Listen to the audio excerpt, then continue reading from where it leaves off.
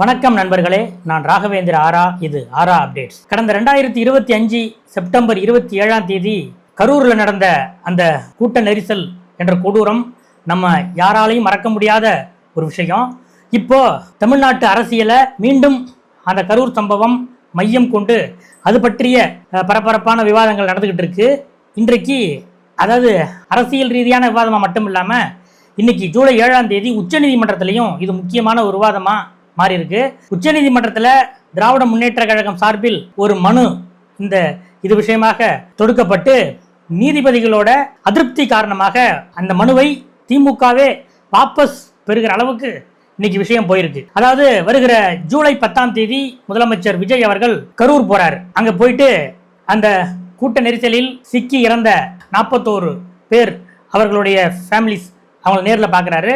அவங்களுக்கு அரசாங்கம் சார்பா, தமிழ்நாடு அரசாங்கம் சார்பா சில நலத்திட்ட உதவிகளை வழங்குறாரு. குறிப்பா அந்த ஃபேமிலியில இருக்கிற தகுதியானவங்களுக்கு அரசு வேலை வாய்ப்பை முதலமைச்சர் விஜய் வழங்குறாரு அப்படின்ற செய்தி கடந்த 4-5 நாட்களாகவே ஊடகங்கள்ல வளம் வந்துகிட்டு இருக்கு. இதற்கிடையில ஜூலை 2 அதிமுகவிலிருந்து பல முன்னாள் அமைச்சர்கள், மாவட்ட செயலாளர்கள், நிர்வாகிகள் இணைந்த விழாவில் அமைச்சர் ஆதவ் அர்ஜுனா இந்த கரூர் பிரச்சனையை பற்றி ஒரு வார்த்தை பேசுறாரு. கரூர்ல எங்களுக்கு ஒரு கணக்கு முடிக்க வேண்டியிருக்கு என்று சொல்லிய அவர் கடந்த திமுக ஆட்சியில் போலீஸை ஏவி அந்த மக்களை கொண்டுட்டாங்க என்ற வார்த்தைகளையும் பயன்படுத்துறார். இது அரசியல்ல மிகப்பெரிய விவாதமா மாறிச்சு. இப்படிப்பட்ட இந்த நிலையில் முதலமைச்சருடைய கரூர் பயணம், ஆதவ் அர்ஜுனாவுடைய இது போன்ற கரூர் சம்பவம் பற்றிய இப்படிப்பட்ட பேச்சுகள், இது பற்றியெல்லாம் உச்சநீதிமன்றத்தோட கவனத்துக்கு திமுகவின் அமைப்பு செயலாளர் RS பாரதி சார்பில் ஒரு மனுவை போட்டார். என்ன விஷயம்னா, அதாவது முதலமைச்சர் விஜய் கரூர் போயிட்டு அங்க ஏற்கனவே பாதிக்கப்பட்ட அந்த குடும்பங்களுக்கு உதவி செய்கிறாரு. அது மட்டும் இல்லாம ஆதவ் அர்ஜுனா இப்படி பேசுறாரு. இதெல்லாமே ஏற்கனவே இந்த கரூர் வழக்கு உச்சநீதிமன்ற உத்தரவின் அடிப்படையில் சிபிஐ விசாரணையில் இருக்கு. அந்த சிபிஐ விசாரணையை ஏற்கனவே ஓய்வு பெற்ற உச்சநீதிமன்ற நீதிபதியும் கண்காணிச்சுட்டு வராரு.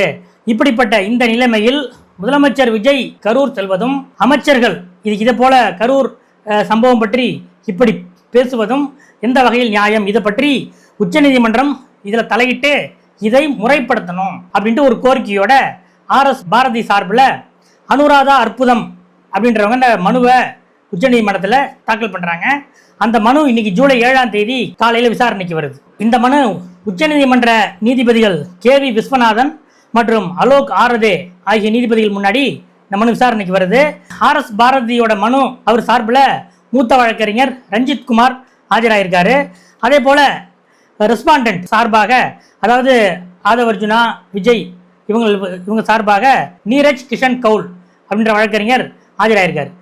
இந்த மனுவை எடுத்தோடனே நீதிபதிகள் கேட்ட கடுமையான கேள்விகள், அதற்கு RS பாரதி தரப்பில், அதாவது திமுகவோட அமைப்பு செயலாளர் சார்பில் ஆஜரான வழக்கறிஞர் அளித்த பதில்கள் தான் இன்றைக்கு ரொம்ப முக்கியமான விஷயமா விவாதிக்கப்படுது.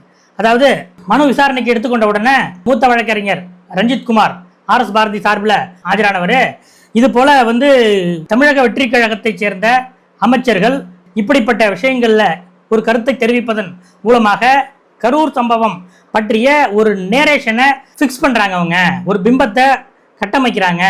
இப்படி இது சிபிஐ விசாரணையில இருக்கும்போது இது மாதிரி ஒரு நேரேஷன் செட் பண்றத எப்படி அனுமதிக்க முடியும் என்று ஒரு கேள்வி எழுப்புறார். அப்போது நீதிபதி விஸ்வநாதன் திமுக வழக்கறிஞர்கிட்ட ஒரு கேள்வி கேட்கிறாரு. நீங்க என்ன சொல்ல வரீங்க? முதல்வரோட கரூர் பயணத்தை உச்சநீதிமன்றம் அதுல இன்டர்ஃபியர் பண்ணி அதை முறைப்படுத்தணும் அப்படின்னு நினைக்கிறீங்களா, அல்லது முதலமைச்சருடைய பயண திட்டத்தையே உச்சநீதிமன்றம் தான் டிசைட் பண்ணும் அப்படின்னு சொல்ல வரீங்களா என்று நீதிபதி விஸ்வநாதன் கேள்வி எழுப்பினார். அதற்கு பதிலளித்த மூத்த வழக்கறிஞர் ரஞ்சித் குமார், பாதிக்கப்பட்டவர்களுக்கு இழப்பீடு கொடுக்கிறது அப்படிங்கிறதுல எங்களுக்கு எந்த ஆட்சேபனையும் இல்லை. ஆனால் தமிழக வெற்றி கழகம் சார்பில் 2025 அக்டோபர் மாதத்திலேயே இந்த பாதிக்கப்பட்ட அனைத்து குடும்பங்களுக்கும் 20 லட்சம் ரூபாய் இழப்பீடு அளிக்கப்பட்டாச்சு. இந்த நிலையில் இப்ப முதலமைச்சர் அங்க போய் இது போன்ற உதவிகள் வழங்கும் போது இந்த வழக்கில் சாட்சிகளாக இருக்கிறவங்க அந்த 41 பேரோட ஃபேமிலிஸ் தான் இந்த வழக்கோட முக்கியமான சாட்சிகள், விட்னஸ் மெட்டீரியல்ஸ். அப்படிப்பட்ட நிலையில் இந்த சாட்சிகள் மத்தியில இது ஒரு தாக்கத்தை ஏற்படுத்தாதா அப்படின்ற கேள்வியை கேட்க விரும்புகிறோம் என்று திமுக சார்பில் வழக்கறிஞர் ரஞ்சித் குமார் அந்த வாதத்தை எடுத்து வச்சார். அப்போ நீதிபதி விஸ்வநாதன் என்ன சொல்றாரு அப்படின்னா, நீங்க என்ன சொல்றீங்க, முதலமைச்சர் போய் கரூர்ல பேசக்கூடாது அப்படின்னு சொல்றீங்களா, அவருடைய பேச்சுரிமையின் மீது நாங்கள் தடை விதிக்க வேண்டும் என்று நீங்க சொல்றீங்களா? அப்படின்னா அவர் என்ன பேசுறாரோ அதுக்கு நீங்க பதிலடி கொடுத்துட்டு போங்க. சிபிஐ விசாரணைக்கு ஏற்கனவே நாங்க இந்த வழக்கில் உத்தரவிட்டு இருக்கோம். அப்படிப்பட்ட நிலையில உங்களுடைய அரசியல் எதிரியை அவரை ஏன் நீங்க நீதிமன்றத்துக்குள்ள இழுத்துட்டு வந்து எங்கள் மூலமாக உத்தரவு பிறப்பித்து அதை அரசியல் ரீதியாக நீங்க பயன்படுத்திக்க விரும்புறீங்களா? நீதிமன்றம் என்ன அரசியல் கிரவுண்டா என்று நீதிபதி விஸ்வநாதன் அவர்கள் திமுக வழக்கறிஞரை பார்த்து சரமாரியாக கேள்வி கேட்டிருக்கிறார். அது மட்டுமல்ல, பாதிக்கப்பட்டவர்களோட ஃபேமிலிஸுக்கு மீண்டும் இழப்பீடு கொடுத்தால் அல்லது அரசு வேலை கொடுத்தால் அது எந்த வகையில் சாட்சிகளை பாதிக்கும் என்று கேள்வி கேட்ட நீதிபதி, நீங்க இப்ப போட்டிருக்கிற மனு நன்கு ஆலோசித்து, அதாவது நல்ல பிளான் பண்ணி போட்ட மனுதானா இது அப்படின்ற டவுட்டே எங்களுக்கு வருது என்று சொல்றார். அப்போது இங்கதான் முக்கியமான இடம். திமுக வழக்கறிஞர், அதாவது திமுக அமைப்பு செயலாளர் RS பாரதி சார்பில் வாதாடிய மூத்த வழக்கறிஞர் ரஞ்சித் குமார் ஒரு விஷயத்தை சொல்றார். இதை லைவ்லா ஆங்கில சட்ட ஊடகத்துல இதை தெளிவா போட்டிருக்காங்க. மூத்த வழக்கறிஞர் ரஞ்சித் குமார் என்ன சொல்றாருன்னா, விஜய் ஒரு டபுள் ரோல் பண்றாரு. அதாவது இப்போ அவர் தான் தமிழ்நாட்டோட மாநில நிர்வாகத்தோட ஹெட்டா இருக்கிறாரு, அவர் தான் முதலமைச்சரா இருக்கிறாரு. அதே நேரம் அவர் இந்த வழக்கில் முதல் குற்றவாளியாக இருக்கிறாரு அப்படின்ற வார்த்தையை மூத்த வழக்கறிஞர் ரஞ்சித் குமார் சொல்றாரு. அப்போ இதை கேட்டு ஷாக்கான நீதிபதி விஸ்வநாதன் திடீர்னு இன்டர்ஃபியர் பண்ணி, இருங்க எஃப்ஐஆர்ல, அதாவது இந்த சம்பவம் நடந்த போது தமிழ்நாடு மாநிலத்தில் டிஎம்கே கவர்மெண்ட் தான் இருந்தது.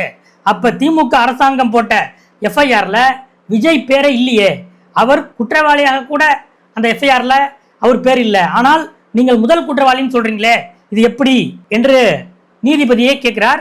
அப்போது இந்த ரெஸ்பாண்டன்ட் சார்பாக ஆஜரான மூத்த வழக்கறிஞர் நீரஜ் கிஷன் கவுல் அவங்க என்ன சொல்றாங்கன்னா, இந்த வழக்கில் விஜய் ஒரு அக்யூஸ்டாக சேர்க்கப்படவே இல்லை அப்படிங்கிறத உறுதிப்படுத்துறாரு.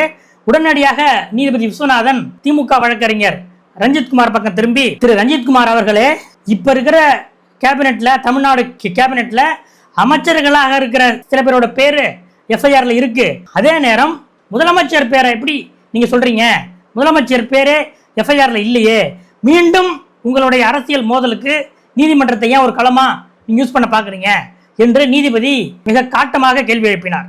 அப்போது திமுக வழக்கறிஞர் ரஞ்சித் குமார், இந்த வழக்கு சம்பந்தமாக அமைச்சர் ஆதவ் அர்ஜுனா பேசிய பேச்சுக்களுக்கு நீதிமன்ற அவமதிப்பு வழக்கு அவர் மேல தொடரணும், இதுக்கு தனியா நாங்க மனு தாக்கல் பண்ணிக்கிறோம் என்று அவர் சொல்லும்போது, அப்போது நீதிபதி, இந்த மனுவை வாபஸ் வாங்குங்க, இந்த மனுவை வாபஸ் வாங்கிட்டு அதுக்கு பிறகு நீங்க வேறொரு மனுவை நீங்க தாக்கல் செய்யுங்க என்று சொல்கிறார். அப்போது திமுக வழக்கறிஞர் ஒரு கோரிக்கை வைக்கிறார்.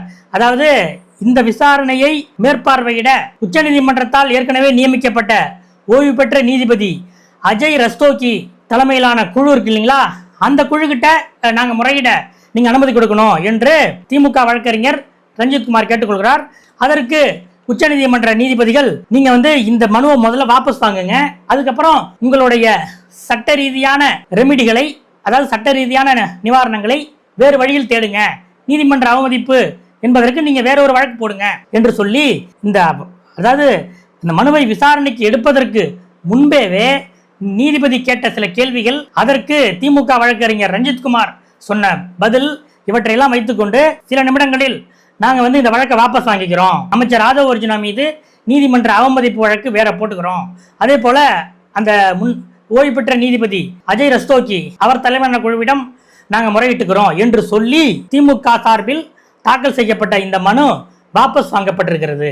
இதுதான் இன்னைக்கு உச்சநீதிமன்றத்தில் நடந்திருக்குது. அதாவது ஜூலை 10ஆம் தேதி முதலமைச்சர் விஜய் கரூர் செல்கிற அந்த விவகாரத்தில் இது போல உச்சநீதிமன்றத்துக்கு போனால் உச்சநீதிமன்றம் முதலமைச்சர் விஜய்க்கு உத்தரவு பிறப்பிக்கும், அதாவது இது கரூர் விஷயம் பற்றி நீங்க பேசக்கூடாது என்று உச்சநீதிமன்றம் முதலமைச்சர் விஜய்க்கு கண்டனம் தெரிவிக்கும் என்ற எதிர்பார்ப்போடு திமுக உச்சநீதிமன்றத்துக்கு போனது. ஆனால் உச்சநீதிமன்றமோ ஒருவர் என்ன பேச போகிறார் என்பதை முடிவு செய்து நீங்க பேசக்கூடாது என்றெல்லாம் உச்சநீதிமன்றத்தால் சொல்ல முடியாது, ஒருவருடைய கருத்துரிமையில் நாங்கள் தலையிட முடியாது என்று சொல்லி திமுக இந்த பெட்டிஷனை எப்படி ரெடி பண்ணீங்க என்றும் கேள்வி கேட்டு அப்போதே வாபஸ் வாங்க வைத்து விட்டார்கள். உச்சநீதிமன்றத்தில் நடந்த இந்த விவகாரங்கள் இந்த விஷயத்தில் திமுகவுக்கு பின்னடைவை ஏற்படுத்தி இருக்கிறது. இன்னும் 2-3 நாட்களில் முதலமைச்சர் விஜய் கரூர் செல்வார். அப்போது என்ன கரூருக்கு வரக்கூடாதுன்னு சொல்லி திமுக உச்சநீதிமன்றம் வரைக்கும் போச்சு அப்படிங்கிறதையும் அவர் பேச்சில் இருந்தாலும் அது ஆச்சரியம் இல்லை. இது விஜய்க்கு, முதலமைச்சர் விஜய்க்கு இந்த விவகாரத்தில் திராவிட முன்னேற்ற கழகமே ஒரு கவன குவிப்பை ஏற்படுத்தி கொடுத்திருக்கிறதோ என்றுதான் அரசியல் வட்டாரத்தில் பேச்சுகள் ஆரம்பித்திருக்கின்றன. இன்றைக்கு உச்சநீதிமன்றத்தில் நடந்த விஷயம் இதுதான். முதலமைச்சர் விஜயை கரூர் செல்லக்கூடாது என்று கிட்டத்தட்ட ஒரு தடை கேட்கிற மாதிரி தான் அந்த துணி தான் அந்த மண்ணில் இருந்துச்சு. அங்க போய் உச்சநீதிமன்றத்தின் கண்டனத்தால் அந்த வழக்கை திமுக திரும்ப பெற்றுள்ளது. அடுத்தடுத்த அப்டேட்டுகளோடு உங்களை இன்னொரு வீடியோவில் சந்திக்கிறேன். நன்றி.